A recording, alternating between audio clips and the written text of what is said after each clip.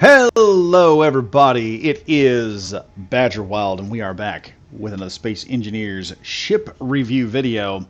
And today we are reviewing a pretty cool ship, in my opinion, a pretty cool ship.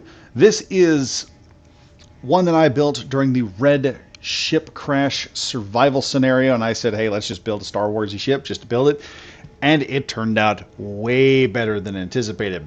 But before we get to that, just remember everyone to like, comment, and subscribe if you're new to the channel. And also, share this video out there if you know a Star Wars nerd, because they may be interested. If you got a friend of yours that likes Star Wars and they're saying, hey, you know, I like some more Star Warsy ships that work really, really well, send them this video. Y'all are going to love this. So, getting started on here, we have the RZ-2 A-Wing. And yes, I have it on here. I built this for the in the Red Ship Crash Survival Series. Can't talk today.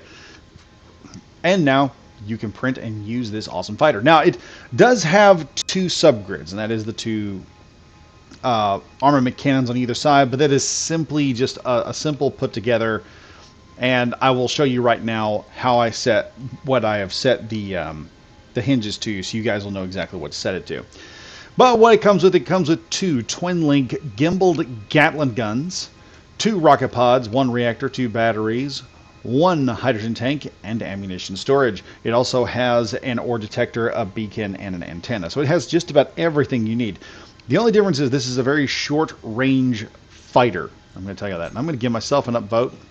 DLC requirements requires Warfare 2 DLC, Decorative Blocks DLC 3, requires Heavy Industry DLC, Sparks of the Future, Automations, and Wasteland DLC.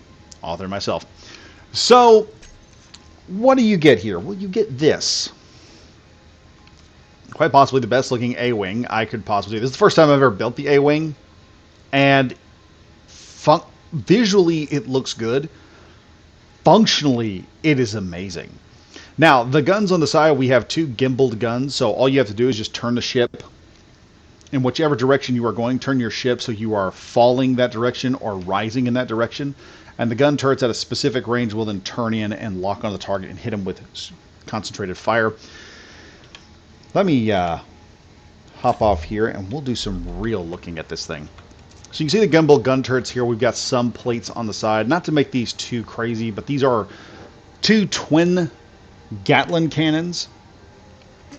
And you have two of these on either side. So you're pumping four times the amount of lead into a highly concentrated area. Meaning, at any point in time, on a large ship, you're going to be putting 4 Gatling cannons worth of damage onto a single block. And for a small ship, you're going to be putting at least 2 Gatling guns worth of damage onto a small ship block. In other words, the small 1-meter blocks that we have on here. We also have here, in a perfect spread, our rocket launchers, which are able to fire out. Those are it's just perfect for when you're dealing with a bigger ship and you just want to splash damage the whole side of it and take out a couple turrets in the process. Up here at the top, we have our antenna sticking out. We also have a beacon and an ore detector. And this stuff is sticking out because if you know the lore of the original A-Wing was taken in, it was modified, and it was worked on like it was a car some kid got off of a racetrack, and they just started modifying it to make it just as fast as humanly possible. So there's that. Now, we don't have shields on this thing, but we got our 2 turret control systems, one large hydrogen tank in the back, several small hydrogen thrusters, and a massive twin set of hydrogen engines, which gives this thing the Space Engineers equivalent of an 8-cylinder Hemi. Just firing off in here and just going off into space. We also have a series of ion thrusters here up top, just 2 of them, and these are more than enough to move this thing. To give you an example here, this ship is light enough that a single ion thruster is enough to propel it forward and provide some maneuvering with it. Another thing you have to remember about this is it has no oxygen tank, and it also has no hydrogen restocking capability. You're going to have to take this to a station, land it, work on it, and get its hydrogen supply back up before going out. So it's a very, very, very short range interceptor-like craft. The front here I'm personally happy with. It looks amazing. And you'll notice this is the A-Wing, RZ-2 A-Wing from, I believe, The Last Jedi. And you'll notice that because the front end of it sticks out a little bit further than the original. If this was the original A-Wing, this would just go straight across into almost a perfect run right here. And having that angle, it wouldn't have that break off and be a little longer. The new A-Wing is just a little bit longer, and I liked that more than I liked the original A-Wing. We also have our hydrogen thrusters on the bottom and a single connector to land this thing to make it work. And we've also got in the back here a nice little panel block to open up, and you can access the internal storage. Ship normally will be armed. You'll have a machine gun on board, some ammunition, oxygen, and hydrogen bottles to keep yourself going. It doesn't need an oxygen tank because you can just carry an oxygen bottle with you, which is kind of how the A-Wings kind of operated. They didn't have a whole lot in terms of life support as what you could carry with you, and that was the idea. Build this in the spirit of the A-Wing. But without further ado, let's hop in this baby so I can show you exactly what this thing can do here. So popping up here, we've got number 1, we've got our Gatling guns. Number 2, we've got our rocket launchers. Now for Gatling guns, we can just turn them on. You can see the amount of firepower these will pop off.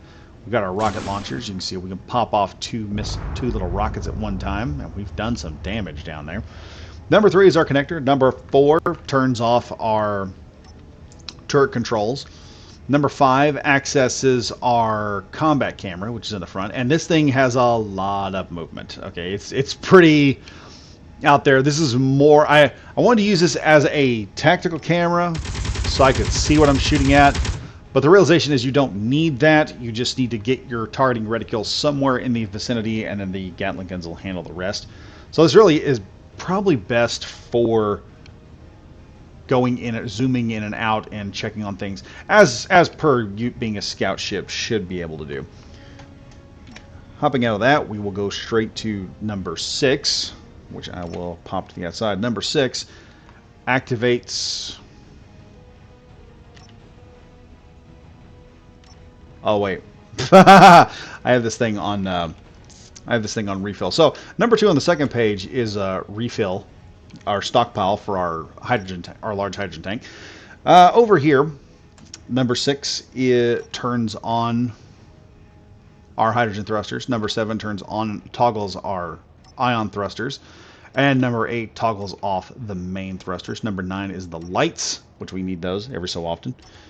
Going back over, we have number 1, which is on auto recharge for the battery. 2 is refill for the hydrogen tank. 3 turns the nuclear reactor on board. It only has 1 on and off. 4 is our ore detector. 5 our beacon, and 6 our antenna. So yes, fairly capable little ship, and fast little bugger too. So y'all just take a look at this. You can see this has a pretty good turn rate. We can rotate here. We can turn. We're going to be able to stay on you. The best part about this though is the speed at which this thing goes. You can see right now we have hit 60 in less than a second. Like I said, the 8-cylinder Hemi version of a ship in Space Engineers, and it just punches as hard as it wants to go. It has enough thruster capabilities to maintain this kind of speed, but it picks up speed so fast. And it flies very well. Very, very well. Especially if you put the ion thrusters only on. This is just me punching it with a hard thruster. You are going to be moving very fast. Look at how fast we have done left stuff with this. It can move quickly. It can hit targets. You don't have to worry about whether or not you can find a guy, whether or not you'll be able to reach them. And the current amount of thrusters on board are more than enough to stop this thing. Like I said, this is accomplished because the ship is extremely lightweight. I could slap a couple of ion thrusters on here. Just one going in each direction. One small one each direction, and it would still have the ability to move itself around. But as I said, the main guns, you don't really need the camera other than for scouting. That's all I've been able to really use it for. But the main guns, if you want to set them up in-game, you go to your hinge, and with the hinge set in, you want to set the lower limit to 0 and the upper limit to about 14 or 15. And what that does is it sets, and that is the same for both of them. And the reason being is you don't want these guns to try and turn around and shoot something behind them. You want them to just hit the targets that are in front and not worry about them. It also prevents the guns from doing the stupid thing of one of them going off that direction and another one kind of coming in and shooting your nose off of your ship, which is something that happens with gimbal with custom turrets when you do that. They are considered a separate subgrid, so if you have damage blocks on, like I do most of the time, you will end up shooting the nose off of your aircraft pretty easily. I've done this with the Sentinel and several other ships in the process. It's annoying. Trust me, it's very annoying. But yeah, looking at it from here, you can see that this has all its guns are up and ready. You can turn on the guns. You can light up a target. And I believe you can see we've got a little bit of a cross section. I was shooting at something before I put this in. And it does run out of hydrogen rather quickly, but it's not something that's going to be an issue. You've got, I'm going to say probably 10 minutes of fight time, which is more than enough to kill a target, several targets. It's more, you'll be out of ammunition and out of rockets before you end up running out of hydrogen easily if you get into a fight. Which is also why we have the ion thrusters on here, which will be part of another video later. I'll explain some of the, I'll be explaining some stuff about thrusters and everything. But yeah, this is a space-only ship. I don't know how it will fly in Atmo, so if it doesn't fly very well in Atmo, don't get mad at me for that. But mostly this is a pretty easy ship to print off. All you'll have to do is just put maybe a connector on the front here, and that's what I would say do. Set yourself up a connector here, and then print it from front to back, and you will have this thing fully printed out. No issue. Probably could just print this thing over a set of welders on the ground. Just get it low, and it'll probably print everything you need. And then you just have to install the guns yourself. Like I said, set them to set the lower limit to 0 and the upper limit to about 14, 15 degrees, and you'll have no problem. That is enough for the guns to hit a target almost about here. That's enough for the guns to hit a target this close to it within less than a meter. You'll still be able to get the crossfire going. You don't have to be that close. The likelihood you're going to be that close is stupid and probably not going to happen. But it will still be able to just hit that and everything going out there. And you'll have gimbaled guns on an A-wing. That just rips things apart. Anyway, folks, that is all for the RZ-2 A-wing. That is now in Space Engineers. It is now up on the workshop if you guys want to check it out. I will state this right now. There's a link in the description that will take you directly to this ship, and you can check it out yourself. I will also put a link to it in the Discord, so you guys can go find it. That will all be up this Friday as soon as it comes up.